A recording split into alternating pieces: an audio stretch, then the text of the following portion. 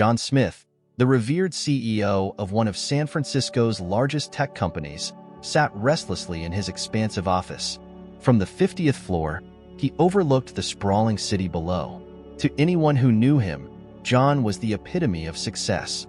A well-dressed man with an impeccable suit, a confident gaze, and a career that commanded respect. But today, something was different. His expression was tense, his mind burdened by a decision that none of his colleagues could ever imagine. At 45, John was renowned for his strategic vision and his ability to navigate corporate crises. Yet, a different kind of crisis gnawed at him, one that was deeply personal. Despite the power he wielded over decisions impacting thousands of employees, he felt disconnected from the reality of their daily lives. The life at the top had become isolating, filtered through reports and presentations. But what was the truth? What really happened in the hallways of his company? Determined to find out, John made a decision that would shock anyone who knew him. He would infiltrate his own company as a janitor, a role invisible to most but essential to keeping the place running smoothly. He couldn't trust this mission to anyone else. The risk was high, but the need to understand the everyday challenges his employees faced was greater. The next morning, John was unrecognizable. Instead of his usual expensive suit, he wore a simple, worn-out blue uniform. A battered cap hid his graying hair, and he walked with a hunched posture, far from his usual imposing stance. He took the service elevator, a place he had never ventured before, and descended to the floors where the regular employees bustled. No one recognized him. John assumed his new identity as Jack, the new janitor. The first few hours were a brutal shock to his system. The work was exhausting, physically demanding, and monotonous. He scrubbed bathrooms, collected trash, and pushed a cleaning cart down narrow, dimly lit hallways. Through the office windows, he saw people he used to share meetings and business lunches with. Now, they walked past him without a glance, just another shadow among many. As the day dragged on, John realized his journey would not just be about observing. He would have to experience firsthand the struggles his employees faced. And most importantly, he had to do it without being discovered. His disguise needed to be flawless, or the entire operation would fall apart. By the end of that first day, utterly exhausted, John realized how far removed his comfortable life at the top had made him from reality. And this was just the beginning. The following days were a blur of hard labor and harsh realities for John, now fully immersed in his role as Jack, the janitor. Gone were the days of luxurious boardrooms and finely crafted presentations. His new life was a stark contrast, defined by the hum of vacuum cleaners, the smell of disinfectants, and the weight of the cleaning supplies cart that he pushed around for hours on end. At first, John struggled with the physical demands. His muscles ached from scrubbing floors and hauling trash bags, and his hands, once accustomed to signing contracts, were now rough and blistered. The work was grueling, far more than he had anticipated. But it wasn't just the physical toll that weighed on him. It was the emotional burden as well. The people around him, those he had once known by name, now saw him as nothing more than the help. They walked past him without acknowledgement, as if he were invisible.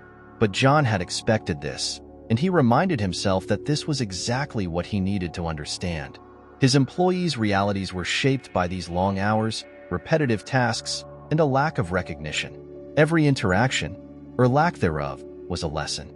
He noticed how the executives barely glanced at the cleaning staff, how they avoided eye contact, and how their conversations stopped abruptly when a janitor entered the room. Despite this, there were moments that surprised him. As he settled into his routine, John began to pick up on the subtleties of his co-workers' behavior. The other janitors, while initially wary of him as the new guy, eventually warmed up. They shared brief nods of recognition and small acts of kindness, like holding open a door or offering a spare bottle of water. It was a silent camaraderie born out of shared toil, a bond that was unspoken but felt deeply. One afternoon, while cleaning the break room, John overheard a group of employees talking about the company's leadership. They spoke in hushed tones, but their words were laced with frustration and disillusionment. "They have no idea what it's like down here," one of them said. "They sit up in their offices, making decisions that don't make sense for the rest of us." John paused, his hand frozen over the trash bin. He wanted to say something, to defend the intentions of the leadership, his intentions. But he realized this was not the time or place. Instead, he listened quietly, absorbing their concerns and complaints. This was the unfiltered truth he had sought. Later, as he mopped the floor of a quiet hallway, John found himself reflecting on those conversations. The disconnect between management and the workforce was more profound than he had imagined. In his role as CEO, he had always believed that his decisions were informed and fair, but now, seeing things from the ground level, he understood how those decisions could feel arbitrary or even harmful to those carrying out the day-to-day operations. It was during one of these quiet moments that John first noticed Emma. She was a secretary, younger than most, with an infectious energy that stood out even in the monotonous office environment. Emma was always on the move, juggling phone calls, paperwork, and coffee runs with a smile that never seemed to fade. She treated everyone with the same warmth, whether they were an executive or a janitor. One day, as John was cleaning near her desk, Emma looked up and smiled. "Hey there, how's it going?" she asked, her tone light and genuine. John, caught off guard by the simple kindness, managed to nod. "It's going good," he replied, his voice gruffer than intended, as he tried to stay in character. "Let me know if you need anything," she added before returning to her work. It was a small gesture, but in that moment, it meant more to John than he could express. As the days turned into weeks, John continued to observe and learn. His perspective had shifted, and with it, a growing respect for the people who worked tirelessly to keep the company running smoothly. He was beginning to see the world through their eyes, through Emma's eyes, and it was changing him in ways he hadn't expected. As the days passed, John found himself more attuned to the rhythm of life as a janitor.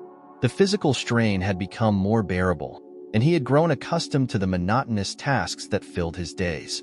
Yet, amid this routine, something new was beginning to take shape, an unexpected connection that John hadn't anticipated. It started one morning when John was assigned to clean the offices on the 25th floor, a space primarily occupied by administrative staff. As he mopped the floor outside the break room, he heard a familiar voice. It was Emma, the secretary who had greeted him so kindly before. She was speaking with another employee, her tone as warm and enthusiastic as ever. "I'm telling you, we've got to keep our spirits up," Emma was saying. "I know it's tough sometimes, but every little thing we do makes a difference." John listened from the hallway, not wanting to intrude but curious about the conversation. Emma's optimism was refreshing, a stark contrast to the discontent he had overheard in other parts of the building. She seemed to be a bright spot in an environment that could often feel cold and impersonal. Later that day, as John was emptying the trash bins near Emma's desk, she caught his eye again. "Hi, Jack," she said cheerfully, using the name he had adopted for his disguise. "How's it going?" "Doing all right," John replied, trying to keep his tone casual. "Busy day?" "Always," Emma laughed. "But I like it that way. Keeps me on my toes." John nodded, not quite sure how to respond. He wasn't used to people in the office engaging with him in this way, especially now that he was seen as just the janitor. But Emma was different. She seemed to treat everyone with the same kindness, no matter their role. Over the next few days, their interactions became more frequent. Emma would wave or smile whenever John passed by, and occasionally they would exchange a few words. She told him about her family, how she was saving up to help her younger sister through college, and how she dreamed of traveling someday, maybe to Europe or South America. John found himself looking forward to these brief conversations, a welcome break from the isolation he felt in his new role. One afternoon, Emma approached him while he was cleaning near her desk. "Hey, Jack," she said, her voice a bit more serious than usual. "I was thinking, do you ever get a proper lunch break? I always see you working, but never taking a break." John was caught off guard by the question. He hadn't really thought about it. He was so focused on his cover that he hadn't allowed himself the luxury of a real break. "I manage," he said, shrugging it off. Emma frowned slightly. "Well, that's no good. You've got to take care of yourself, too, you know. How about this? Why don't you join me for lunch tomorrow? I usually bring extra food anyway." John hesitated. Accepting her offer felt risky, like he was getting too close, blurring the lines of his disguise. But there was something disarming about Emma's sincerity. "Sure, I'd like that," he finally agreed, trying to hide the slight nervousness in his voice. The next day, they sat together in the small break room, a place John had previously only passed through on his cleaning rounds. Emma had brought homemade sandwiches, and as they ate, they talked about everything and nothing: books, movies, the best places to get coffee in the city. For the first time since he'd started this undercover mission, John felt a sense of normalcy, as if he were just another employee sharing lunch with a coworker. As they chatted, John found himself increasingly drawn to Emma's energy and optimism. She had a way of making even the most mundane topics interesting, and her passion for her work, despite its challenges, was inspiring. It was clear that she genuinely cared about the people around her and took pride in her contributions, no matter how small they might seem in the grand scheme of things. By the time lunch was over, John felt more relaxed than he had in weeks. As they cleared their plates, Emma looked at him with a thoughtful expression. "You know, Jack, you're different from the others. I mean, I know you're new and all, but there's something about you. You seem to care about things in a way that most people here don't." John didn't know how to respond.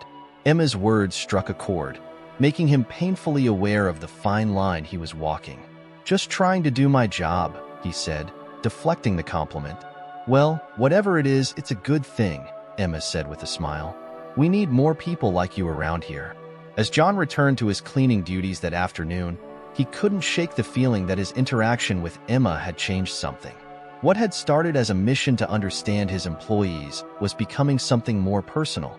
He was beginning to see Emma not just as a co-worker, but as a friend, someone who genuinely cared about him, even though she didn't know who he really was. This growing connection with Emma made John question the wisdom of his plan. Could he really keep up this charade without getting too close? And what would happen when the truth inevitably came out? These thoughts weighed heavily on John as he continued his undercover journey, each day drawing him deeper into the lives of those he once only observed from a distance. The days that followed brought a subtle but undeniable change in John's routine. His lunch breaks with Emma became a regular occurrence, something he found himself looking forward to despite the risk it posed to his cover. Each day, they shared simple meals and even simpler conversations, but to John, those moments were a rare reprieve from the constant pretense. Emma's enthusiasm was contagious. She would often talk about her plans for the future, how she wanted to start her own business one day, perhaps a little cafe where people could relax and feel at home. She spoke with such passion and conviction that John couldn't help but be drawn in, feeling a sense of admiration for her dreams. During one of their lunches, Emma asked John about his own aspirations. "So, Jack," she began, her eyes curious, "what about you? What's your big dream?" John hesitated, unsure how to answer. His real ambitions, his identity, were so far removed from the persona he was portraying. "I guess I've always wanted to make a difference, you know? Do something that really matters," he said carefully, choosing his words. Emma nodded thoughtfully. "I think you already are. I mean, even in the little things, like how you treat people around here. It makes a difference, more than you might realize." Her words struck John more deeply than he anticipated. Here was someone who saw value in the smallest actions, someone who believed that kindness could ripple outwards. It was a stark contrast to the cutthroat world of corporate strategy he was used to, where every move was calculated and every decision had to be justified by its impact on the bottom line. As their conversations grew more personal, John began to see Emma in a new light. She wasn't just a coworker or a casual friend. She was someone who embodied the very qualities he admired but often felt he had lost touch with. Her genuine nature, her unwavering optimism, and her belief in the good that could come from simple acts of kindness all resonated with him in a way that was unexpected and profound. One afternoon, as they sat in the break room finishing their lunch, Emma shared something that took John by surprise. "You know, Jack, I've been thinking about my dad a lot lately. He passed away a few years ago, and I still miss him every day. He was a janitor too, you know, worked hard his whole life, and he always told me that no matter what you do, if you do it with pride and integrity, you're making the world a better place." John felt a pang of emotion at her words. "He sounds like he was a great man," he said quietly. Emma smiled, her eyes misty with the memories. "He was. I think about him a lot when I'm at work. It reminds me to stay grounded, to appreciate the little things. I guess that's why I try to be nice to everyone, no matter who they are or what they do." John nodded, unable to find the right words to respond. Emma's connection to her father, and the way she carried his legacy with her, touched him deeply. It also made him painfully aware of the growing attachment he was developing toward her. What had started as a simple undercover mission was becoming something far more complicated. As the weeks passed, the bond between John and Emma grew stronger. They shared more than just lunches. They shared pieces of themselves, fragments of their lives that revealed who they were beneath the surface. For John, it was both exhilarating and terrifying. He was drawn to Emma in a way he hadn't expected, but he knew that every step closer was a step toward inevitable heartache. Despite his best efforts to maintain distance, John found it increasingly difficult to keep his emotions in check. He started noticing the little things: how Emma's laughter would light up a room, how her eyes sparkled when she talked about something she was passionate about, how she always seemed to know when someone needed a kind word or a helping hand. One evening, after a particularly long day, John found himself thinking about Emma long after he had left the office. He was back in his luxurious apartment, surrounded by the trappings of his real life, but it all felt hollow. The disconnect between who he was as John Smith, the CEO, and who he was becoming as Jack, the janitor, was growing. And it was Emma who was at the center of that transformation. John realized that he was no longer just an observer in this experiment. He was deeply involved, emotionally entangled in a way that he hadn't anticipated. The more time he spent with Emma, the more he felt the weight of the secret he was keeping from her. It was only a matter of time before the truth came out, and when it did, he knew it could shatter the fragile connection they had built. These thoughts haunted John as he lay in bed that night, staring up at the ceiling. He had always prided himself on his ability to maintain control, to keep his emotions in check and make decisions based on logic and reason. But now, he was faced with a situation that defied all of that. For the first time in a long time, John felt vulnerable, torn between his responsibilities as a CEO and the growing desire to be honest with Emma. But how could he reveal the truth without losing her trust, without destroying the bond they had formed? The question lingered in his mind, unanswered, as he drifted into a restless sleep, knowing that the path ahead was fraught with uncertainty. As the weeks went by, the bond between John and Emma deepened, though the weight of his secret loomed ever larger. John had grown to cherish their daily lunches and the time they spent together, but with each passing day, the line between his two identities blurred further. He knew that the closer he got to Emma, the harder it would be to keep his true self hidden. One afternoon, Emma approached John with a look of excitement in her eyes.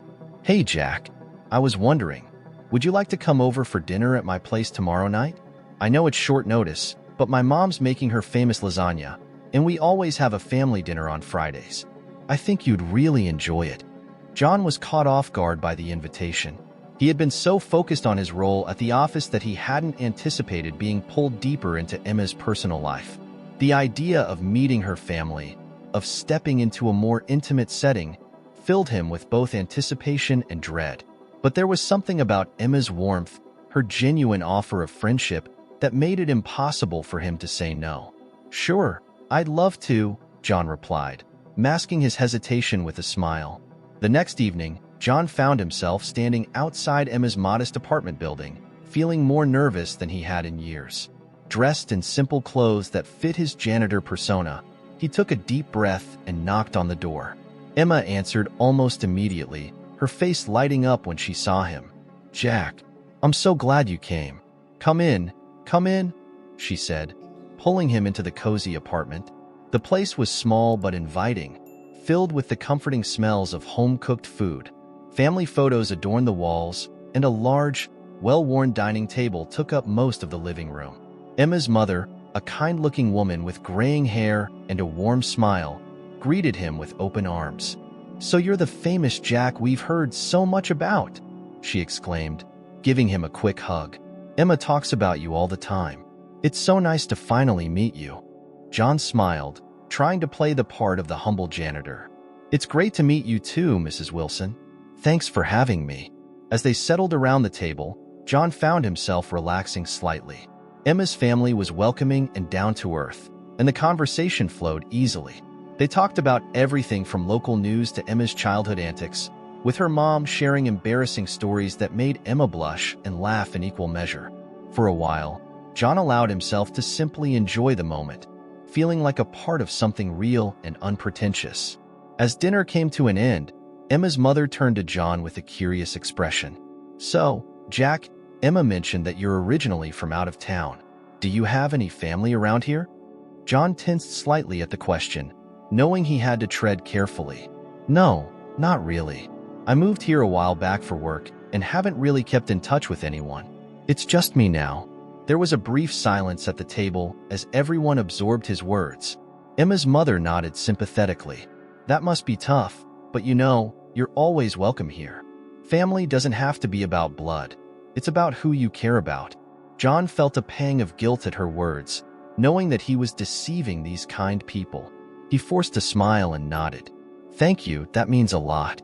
After dinner, as they cleared the table, Emma's mom excused herself, leaving John and Emma alone in the kitchen. The conversation drifted to lighter topics, and soon, they were laughing over an old family story Emma shared. But as the laughter faded, Emma's expression grew more serious. "Jack," she began, her voice soft, "I've been wanting to tell you something. I feel like we've become really good friends, and there's something I think you should know." John's heart skipped a beat. He wasn't sure what to expect, but he could sense that whatever Emma was about to say was important. "It's about my dad," she continued, her eyes dropping to the floor. "He wasn't just a janitor. He used to work for a big company, one of the top executives, actually, but something happened. I don't know all the details, but there was some kind of scandal and he was forced out. He never really talked about it, but it changed him. After that, he took a job as a janitor, just to keep food on the table." John felt a chill run down his spine. He had no idea Emma's father had been an executive, much less one who had fallen from grace. The coincidence was unsettling, and he struggled to maintain his composure. "I think that's why he always told me to treat everyone with respect, no matter who they are," Emma added. "He knew what it was like to be on both sides, and it changed the way he saw the world. It's something I try to remember every day." John nodded slowly, his mind racing. The more he learned about Emma and her family, the more conflicted he felt about his deception. He was beginning to understand the depth of her kindness, the roots of her empathy, and it only made his position more precarious.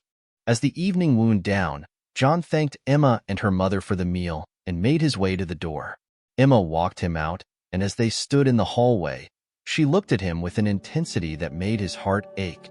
"Jack, I'm really glad we met," she said, her voice tinged with emotion. "You're a good person, and I feel like I can trust you with anything." John swallowed hard, the weight of her words pressing down on him. "I'm glad we met too, Emma," he replied, his voice thick with unspoken truths. "Thank you for tonight. It meant a lot to me." As he walked away from Emma's apartment, John's mind was a whirlwind of emotions. The more he got to know Emma and her world, the more he realized how much he had to lose. The truth was closing in on him, and he knew that sooner or later, he would have to face the consequences of the life he was leading. But for now, he would have to keep pretending, no matter how much it hurt. John's nights had grown increasingly restless since the dinner at Emma's apartment. He couldn't shake the guilt that weighed on him, the burden of his deception growing heavier with each passing day. What had started as a simple mission to understand his employees had turned into a moral quagmire. His feelings for Emma had deepened, and with them, the fear of what would happen when she discovered the truth. During the day, John went about his duties as Jack, the janitor, but his mind was never far from the looming decision he knew he would have to make. Each interaction with Emma was tinged with an undercurrent of tension, though she remained blissfully unaware. She continued to treat him with the same kindness and warmth, completely oblivious to the internal battle raging within him. One evening, after a particularly grueling day, John sat alone in his apartment, staring out at the city skyline. The distance between his real life and the one he had been living as Jack felt insurmountable. He was torn between his responsibilities as the CEO and his growing desire to be honest with Emma. But how could he possibly explain his actions without breaking her trust completely? As he sipped his whiskey, John's thoughts drifted back to the dinner at Emma's.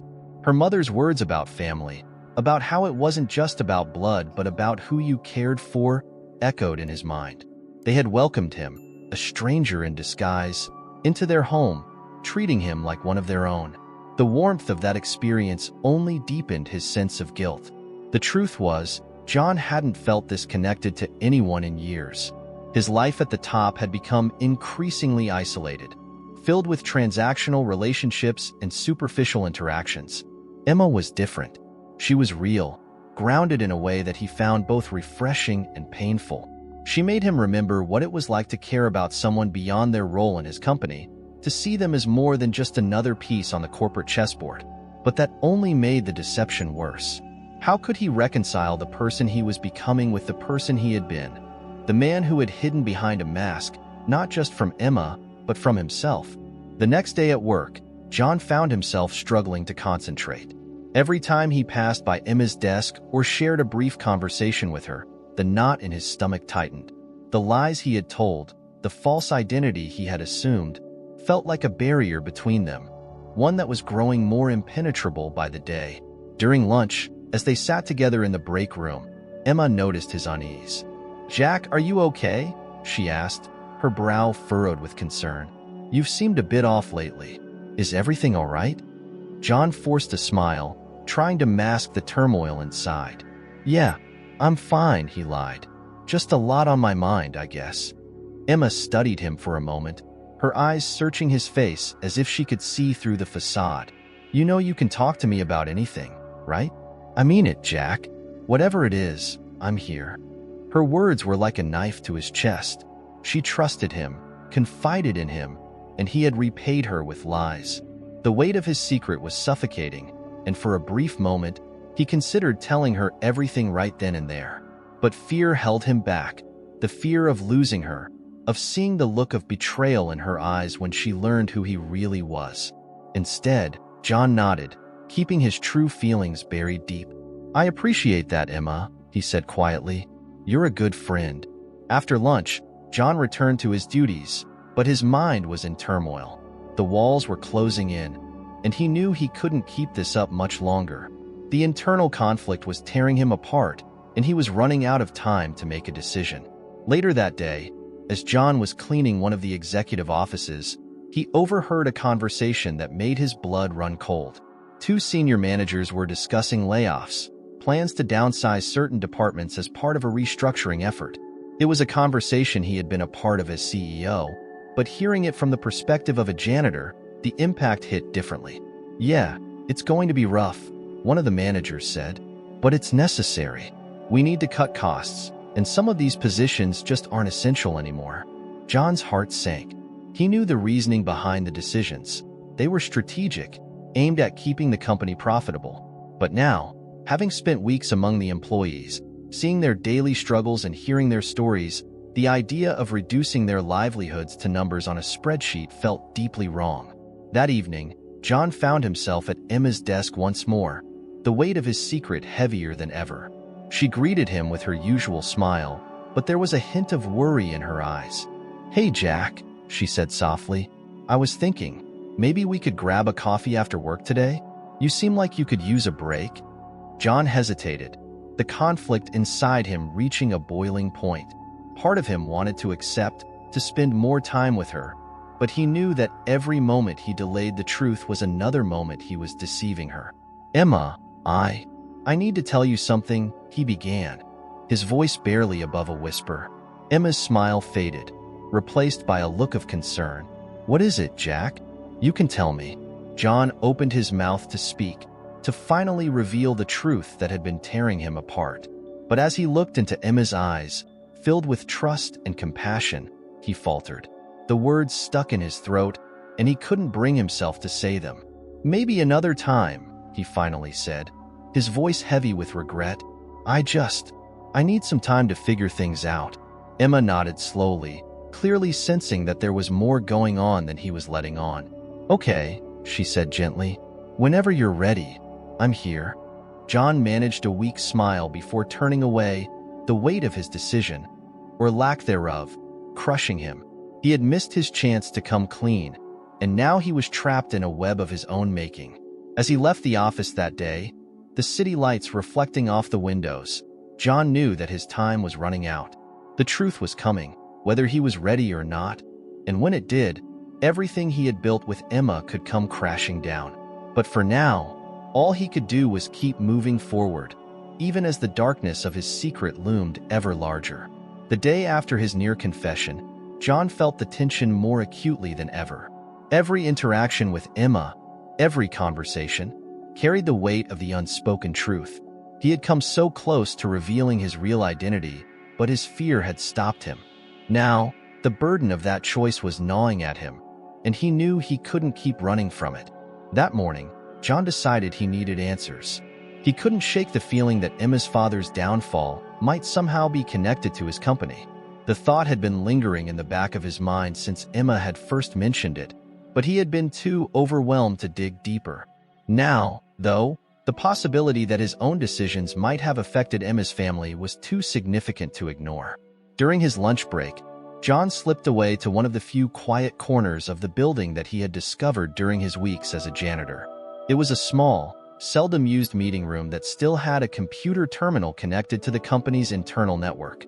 His hands trembled slightly as he logged in with his CEO credentials, a reminder of the dual life he was leading. John began searching through old personnel files, his heart pounding as he typed in the details Emma had shared about her father. It didn't take long for a name to pop up: Robert Wilson. His eyes scanned the records, and as he read, a sickening realization washed over him. Robert Wilson had indeed been an executive at the company, a high-ranking one, no less. But the details of his departure were more complicated and darker than John had anticipated. Robert had been involved in a scandal that had rocked the company nearly a decade ago. A large-scale financial discrepancy had been uncovered, and although Robert had denied any wrongdoing, the evidence had pointed to his involvement. The company had acted quickly to cover up the details, settling the matter quietly to avoid a public scandal. Robert had been forced to resign, and with his reputation in tatters, he had struggled to find work. The demotion to a janitor was likely a result of his inability to find a job in his previous field. John's stomach churned as he continued reading. The more he learned, the more he realized that Emma's father might have been a scapegoat. The record suggested that Robert had been in the wrong place at the wrong time, taking the fall for a financial scheme orchestrated by others. John knew some of the names involved, people who had since moved on to other companies or retired comfortably. The injustice of it all was staggering. As he sat back in his chair, John felt a wave of guilt crash over him. This was the man Emma had spoken of with such love and respect, the man whose memory she cherished. And now, John realized that his own company had played a part in destroying that man's life. Worse, he himself had likely signed off on decisions that perpetuated the lies surrounding Robert's downfall, never bothering to question them. John knew he had to do something. But what? He couldn't change the past, couldn't undo the damage that had been done to Emma's father. But he could try to make it right, somehow. He owed it to Emma, and to Robert's memory, to bring the truth to light. That evening, John returned to his apartment, his mind racing with conflicting emotions.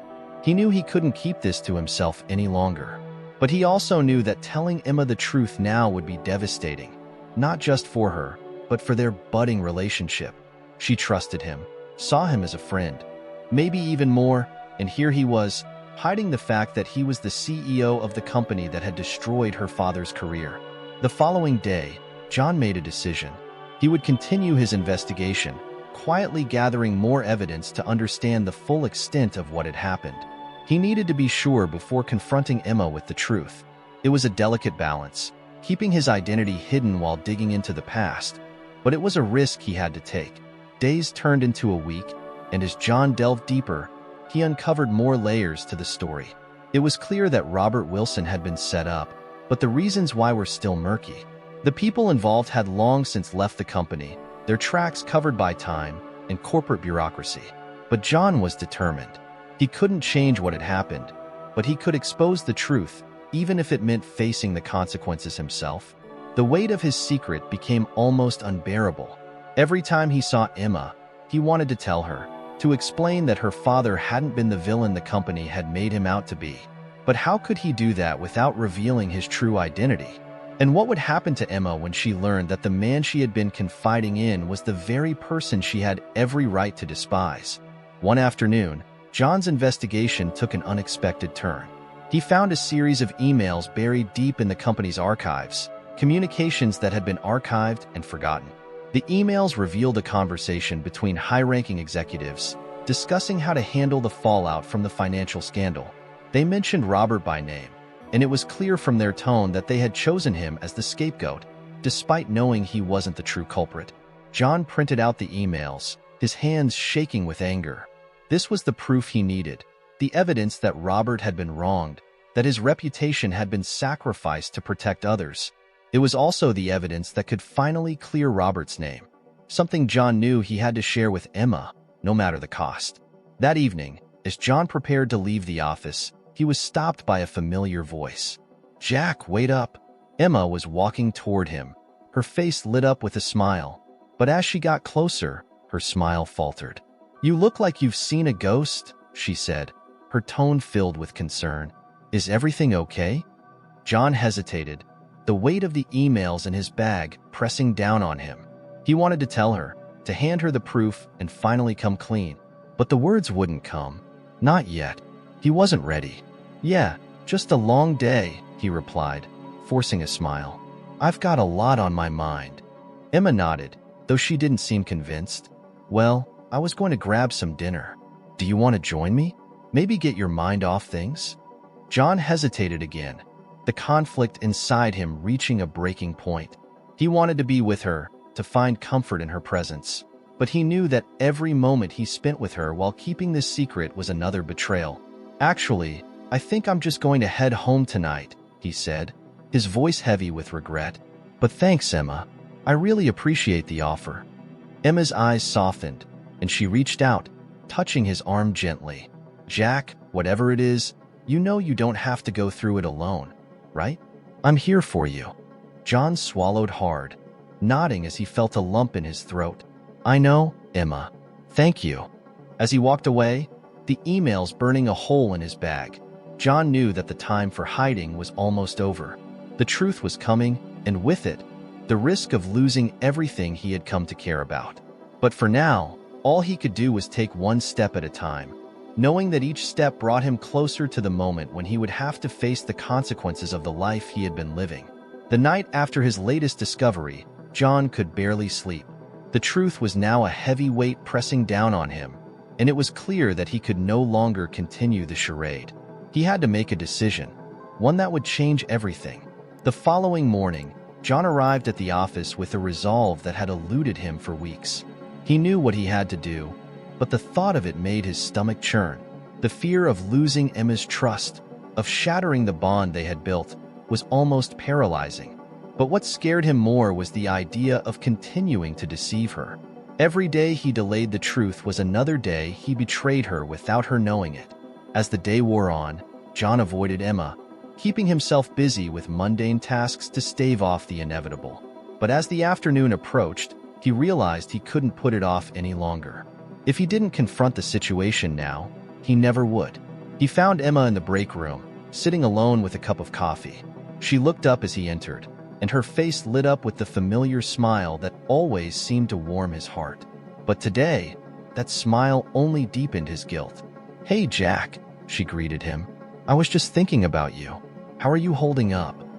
John took a deep breath, feeling the weight of the moment settle on his shoulders. "Emma, can we talk? Somewhere private?" Emma's smile faded as she picked up on the seriousness in his tone. "Of course," she said, setting her coffee down and following him out of the break room. They walked in silence to one of the small and used conference rooms. Once inside, John closed the door behind them and turned to face her, his heart pounding in his chest. "Jack, you're scaring me," Emma said, her voice laced with concern. "What's going on?" John struggled to find the right words. How could he explain everything without hurting her? How could he possibly make her understand why he had done what he did? "Emma," he began, his voice trembling slightly, "there's something I've been hiding from you, something I should have told you a long time ago." Emma's eyes widened with a mix of confusion and fear. What do you mean? What are you talking about? John reached into his bag and pulled out the printed emails, the evidence that had haunted him since he'd uncovered it. He handed them to Emma, his hands shaking as he did. Before you read this, you need to know that I never meant to hurt you, John said, his voice barely above a whisper. But I've been living a lie, and it's time you knew the truth. Emma took the papers from him, her hands steady even as her expression grew more puzzled. She began to read, her eyes scanning the pages with increasing intensity. As she absorbed the information, John watched her face, seeing the confusion turn to shock, and then to something much worse, betrayal. When she finally looked up at him, her face was pale, her eyes filled with disbelief. Jack, what is this? Are you telling me? John felt his throat tighten, but he forced himself to speak. My name isn't Jack, he said, his voice cracking under the weight of the admission. I'm John Smith, the CEO of this company. Emma took a step back as if the revelation physically pushed her away. You're what? No, this can't be true. You're telling me that all this time, you've been lying to me? Why? Why would you do this? John swallowed hard, feeling the sting of her words. It started as a way for me to understand my employees, to see what life was like on the ground level. I thought I could learn something, make better decisions. But then I met you, and everything changed. Emma shook her head, her eyes welling with tears. You've been lying to me this whole time. Every conversation, every moment. It was all just part of your experiment? No, it wasn't like that, John said quickly, desperation creeping into his voice. At first, yes, it was about understanding the company. But then I got to know you, and it became something more. I didn't plan on this, Emma. I never wanted to hurt you. Emma's tears began to fall, but she wiped them away angrily. You didn't want to hurt me? You've been deceiving me for weeks. You let me trust you, confide in you, and all along, you were just pretending to be someone you're not. John stepped forward, reaching out to her, but she recoiled. Please, Emma, you have to understand. I didn't expect this to happen. I didn't expect to care about you so much.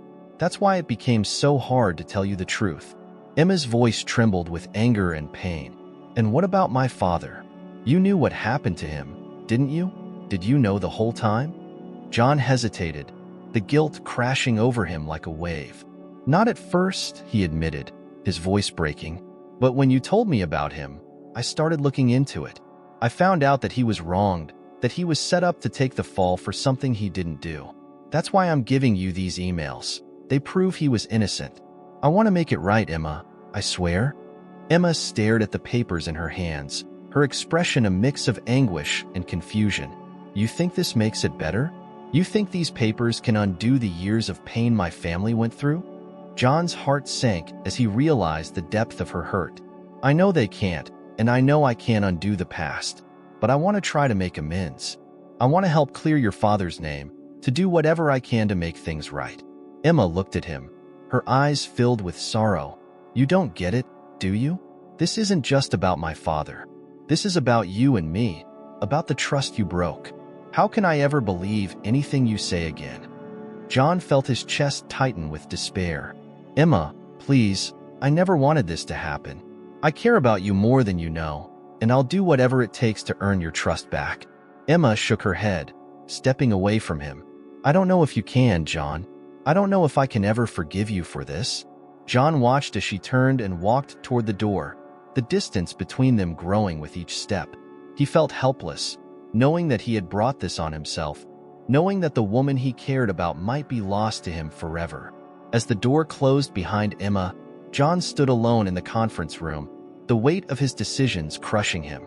He had made his choice, and now he had to live with the consequences. But the thought of losing Emma, of never seeing that warmth and kindness in her eyes again, was almost too much to bear. All he could do now was hope that somehow, in time, she might find it in her heart to forgive him. The night after his discovery, John found it impossible to sleep. The truth weighed on him heavily, and he knew he couldn't continue the charade. The time had come to make a decision, one that would change everything. The following morning, John arrived at the office with a resolve that had eluded him for weeks. He knew what he had to do, but the thought of it made his stomach churn. The fear of losing Emma's trust, of shattering the bond they had built, was almost paralyzing. But what scared him more was the idea of continuing to deceive her. Each day he delayed telling the truth was another day of betrayal. As the day wore on, John avoided Emma, keeping himself busy with mundane tasks to delay the inevitable. But as the afternoon approached, he realized he couldn't put it off any longer. If he didn't confront the situation now, he might never do it. He found Emma in the break room, sitting alone with a cup of coffee. She looked up as he entered, her face lighting up with the familiar smile that always seemed to warm his heart. But today, that smile only deepened his guilt. "Hey, Jack," she greeted him. "I was just thinking about you. How are you holding up?" John took a deep breath, feeling the weight of the moment settle on his shoulders. "Emma, can we talk? Somewhere private?" Emma's smile faded as she picked up on the seriousness in his tone. "Of course," she said, setting her coffee down and following him out of the break room. They walked in silence to one of the small and used conference rooms. Once inside, John closed the door behind them and turned to face her, his heart pounding in his chest. "Jack, you're scaring me," Emma said, her voice laced with concern. "What's going on?" John struggled to find the right words. How could he explain everything without hurting her? How could he possibly make her understand why he had done what he did? "Emma," he began, his voice trembling slightly, "there's something I've been hiding from you, something I should have told you a long time ago." Emma's eyes widened with a mix of confusion and fear. "What do you mean? What are you talking about?" John reached into his bag and pulled out the printed emails, the evidence that had haunted him since he'd uncovered it. He handed them to Emma, his hands shaking as he did. "Before you read this, you need to know that I never meant to hurt you," John said, his voice barely above a whisper. "But I've been living a lie, and it's time you knew the truth." Emma took the papers from him, her hands steady even as her expression grew more puzzled. She began to read, her eyes scanning the pages with increasing intensity. As she absorbed the information, John watched her face, seeing the confusion turn to shock, and then to something much worse, betrayal. When she finally looked up at him, her face was pale, her eyes filled with disbelief. "Jack, what is this? Are you telling me?" John felt his throat tighten, but he forced himself to speak. "My name isn't Jack," he said, his voice cracking under the weight of the admission. "I'm John Smith, the CEO of this company." Emma took a step back as if the revelation physically pushed her away. "You're what?" "No, this can't be true. You're telling me that all this time, you've been lying to me? Why? Why would you do this?" John swallowed hard, feeling the sting of her words. "It started as a way for me to understand my employees, to see what life was like on the ground level. I thought I could learn something, make better decisions. But then I met you, and everything changed." Emma shook her head, her eyes welling with tears. "You've been lying to me this whole time. Every conversation, every moment. It was all just part of your experiment?" "No, it wasn't like that," John said quickly, desperation creeping into his voice. "At first, yes, it was about understanding the company. But then I got to know you, and it became something more. I didn't plan on this, Emma. I never wanted to hurt you." Emma's tears began to fall, but she wiped them away angrily. "You didn't want to hurt me? You've been deceiving me for weeks. You let me trust you, confide in you, and all along, you were just pretending to be someone you're not." John stepped forward, reaching out to her, but she recoiled. "Please, Emma, you have to understand. I didn't expect this to happen. I didn't expect to care about you so much. That's why it became so hard to tell you the truth." Emma's voice trembled with anger and pain. "And what about my father? You knew what happened to him, didn't you? Did you know the whole time?" John hesitated, the guilt crashing over him like a wave. "Not at first," he admitted, his voice breaking. "But when you told me about him, I started looking into it. I found out that he was wronged, that he was set up to take the fall for something he didn't do. That's why I'm giving you these emails. They prove he was innocent. I want to make it right, Emma. I swear." Emma stared at the papers in her hands, her expression a mix of anguish and confusion. You think this makes it better? You think these papers can undo the years of pain my family went through? John's heart sank as he realized the depth of her hurt. I know they can't, and I know I can't undo the past, but I want to try to make amends. I want to help clear your father's name, to do whatever I can to make things right. Emma looked at him, her eyes filled with sorrow. You don't get it, do you? This isn't just about my father. This is about you and me, about the trust you broke. How can I ever believe anything you say again? John felt his chest tighten with despair. Emma, please, I never wanted this to happen. I care about you more than you know, and I'll do whatever it takes to earn your trust back. Emma shook her head, stepping away from him. I don't know if you can, John. I don't know if I can ever forgive you for this. John watched as she turned and walked toward the door, the distance between them growing with each step. He felt helpless, knowing that he had brought this on himself, knowing that the woman he cared about might be lost to him forever. As the door closed behind Emma, John stood alone in the conference room, the weight of his decisions crushing him. He had made his choice, and now he had to live with the consequences. But the thought of losing Emma, of never seeing that warmth and kindness in her eyes again, was almost too much to bear. All he could do now was hope that somehow, in time, she might find it in her heart to forgive him. The days following John's confession to Emma were some of the longest of his life. Each morning, he arrived at the office with a sinking feeling in his chest, dreading the sight of Emma and the inevitable awkwardness that now existed between them. But worse than the awkwardness was the silence. Emma had all but stopped speaking to him. She went about her work with a focused intensity, avoiding his gaze and sidestepping any attempts at conversation. John tried to give her space, knowing that she needed time to process the revelations he had dropped on her. But the distance between them was suffocating, a constant reminder of how badly he had miscalculated, how deeply he had hurt someone he had come to care about more than he ever intended. The silence was finally broken on a Friday afternoon. John was cleaning one of the executive offices when Emma appeared in the doorway. Her presence startled him. He hadn't expected to see her, let alone have her seek him out.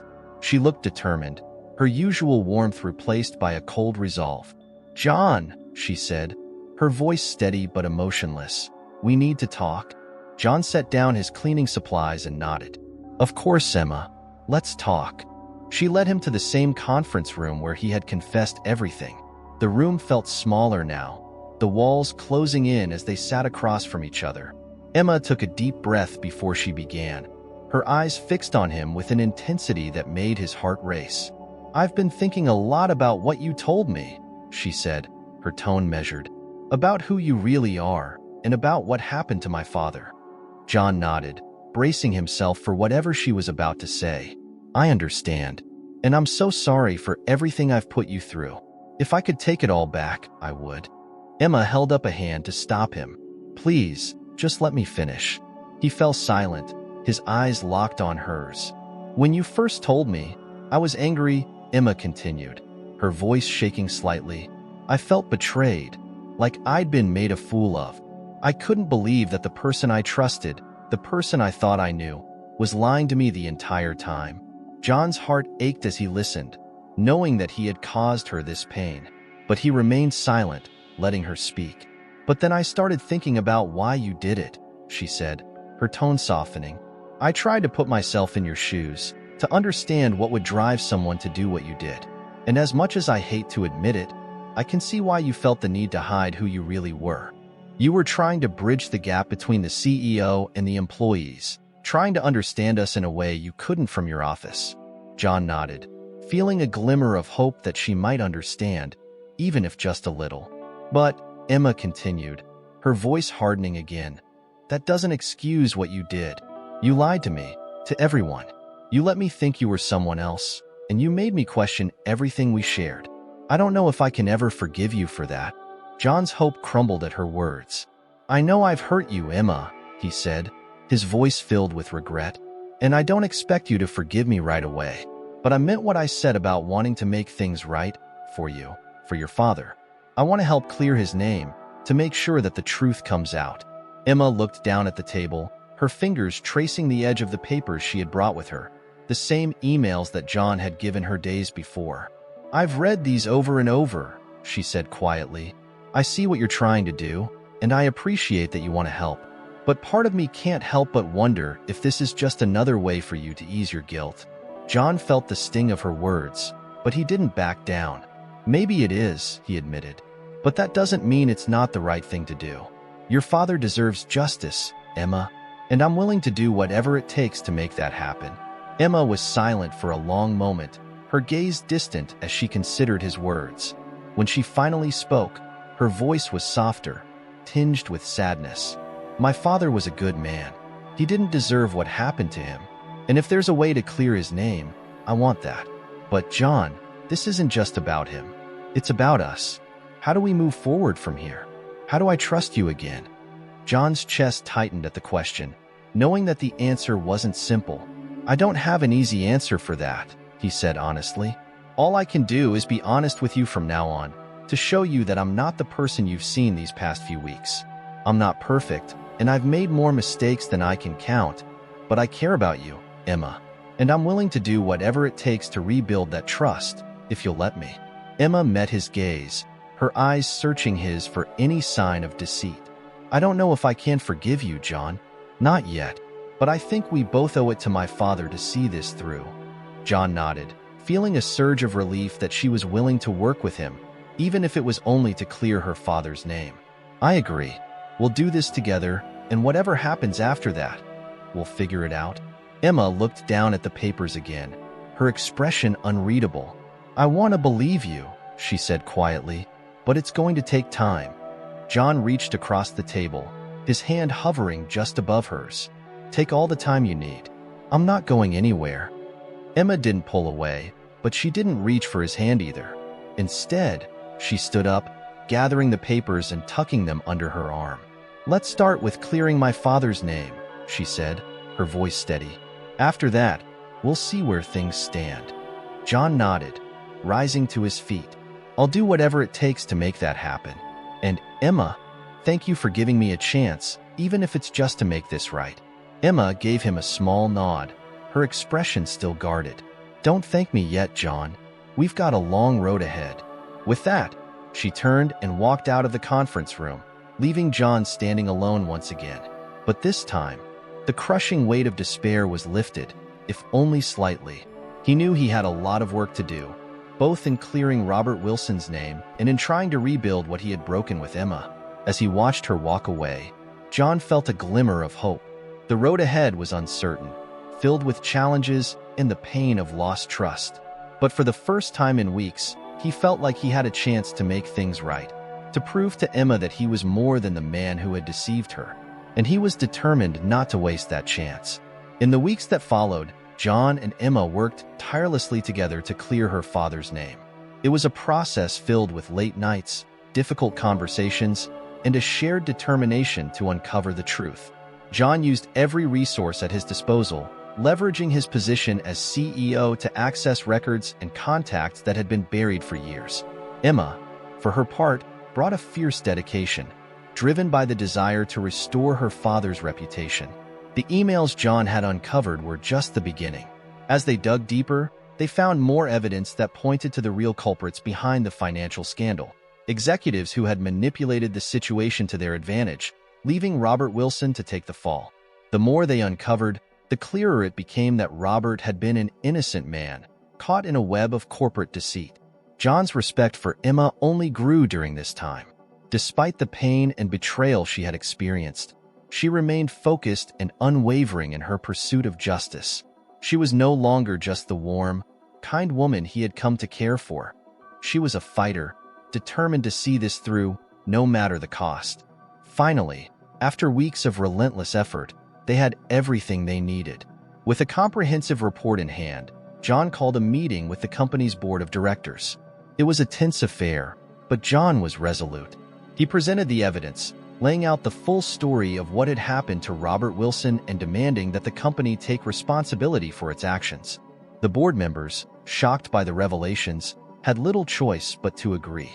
They approved John's proposal to publicly clear Robert's name, offer a formal apology to the Wilson family, and provide financial compensation for the years of hardship they had endured.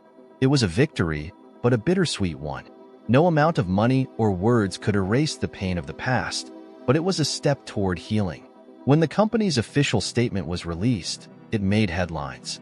The story of Robert Wilson's wrongful fall and eventual redemption was widely covered, and the public response was overwhelmingly supportive. For Emma, it was a moment of validation, a long overdue acknowledgement of her father's innocence. But as she read through the articles and saw the public's reaction, she couldn't help but feel a mix of emotions: relief, sadness, and a lingering sense of loss. John knew that this wasn't just the end of a long battle for justice.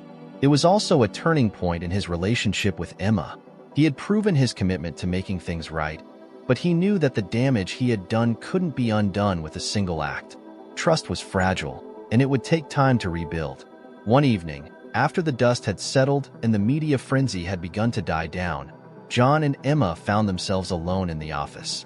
They were sitting in the same break room where so many of their conversations had taken place, but this time, the air was different, quieter, more contemplative. "I'm proud of what we accomplished," Emma said softly, breaking the silence. "My father's name is finally cleared, and that means more to me than I can say." John nodded, his heart heavy with the knowledge of what he was about to say. "Emma, I'm glad we were able to do this together, but I know that things between us are still complicated. I don't want to push you, but I need to know, where do we stand?" Emma looked at him, her eyes filled with a mixture of emotions. "John, I've been thinking a lot about that. About us.